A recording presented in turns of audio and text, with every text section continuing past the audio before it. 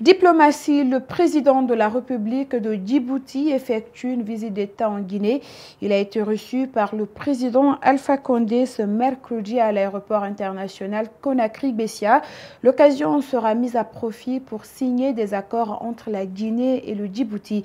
Mamadou Boulere Diallo et Aboubakar Din Kamara. Dans les environs de 14 heures, sur le tarmac de l'aéroport international de Conakry-Bessia, l'avion présidentiel de Djibouti. Le chef de l'État djiboutien est reçu avec tous les honneurs par son homologue guinéen. C'est le ministre des Affaires étrangères et des Guinéens de l'étranger qui situe la visite dans son contexte. Donc ça, c'est une première visite du président de Djibouti, qui sera certainement suivie par une visite aussi du président Alpha Condé à Djibouti.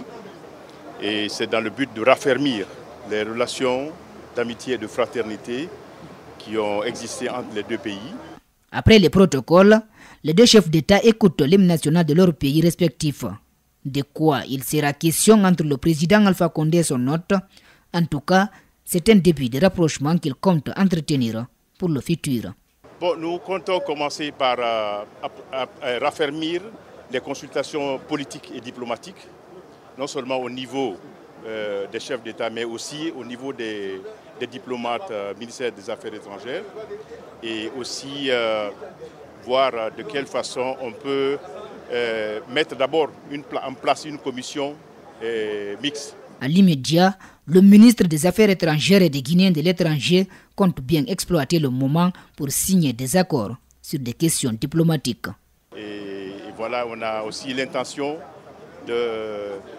d'avoir un accord sur des exemptions de visa pour les passeports diplomatiques et les passeports de service.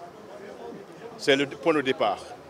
Le président de la République de Djibouti et son homologue de la Guinée vont avoir un tête-à-tête.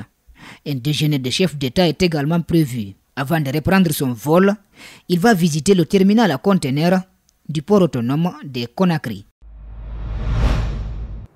Une rencontre interministérielle s'est tenue ce mercredi sur l'élaboration d'un plan directeur national de contrôle des drogues en Guinée. Et ce cadre d'échange intervient alors que le Code pour la lutte contre la drogue est en examen à l'Assemblée nationale. Gibril Ba et Kerno Sadouba. Le phénomène de drogue prend une proportion inquiétante dans plusieurs pays. Cela est occasionné par des trafiquants qui revêtent des formes de plus en plus sophistiquées et dangereuses. Cette menace ne laisse pas insensibles les autorités guinéennes. Renforcer les capacités, n'est-ce pas, des comités interministériels, des membres des comités. Je vous ai dit, c'est un comité qui regroupe l'ensemble des ministères impliqués. Je crois qu'il y a une vingtaine même de ministères pour vous dire l'importance, n'est-ce pas, de la lutte et la pluridisciplinarité de cette lutte. En 2017, la CEDEAO a élaboré un plan de suivi des politiques de lutte pour les États membres. Depuis, l'institution sous-régionale ne cesse de rappeler que la drogue mine la gouvernance et pèse lourdement sur les familles.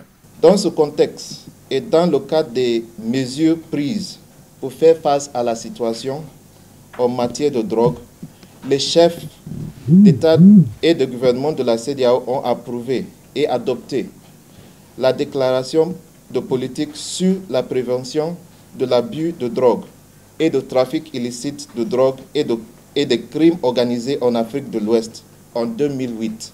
Selon ces cadres venus des départements ministériels, il y a nécessité d'avoir un plan bien conçu pour harmoniser les efforts de lutte. Réunir tous les acteurs pour que nous puissions avoir un plan stratégique de lutte contre la drogue en Guinée qui est basé sur les repères de la CEDEAO. Cette initiative intervient au moment où un code de la lutte contre la drogue est déposé pour adoption à l'Assemblée nationale.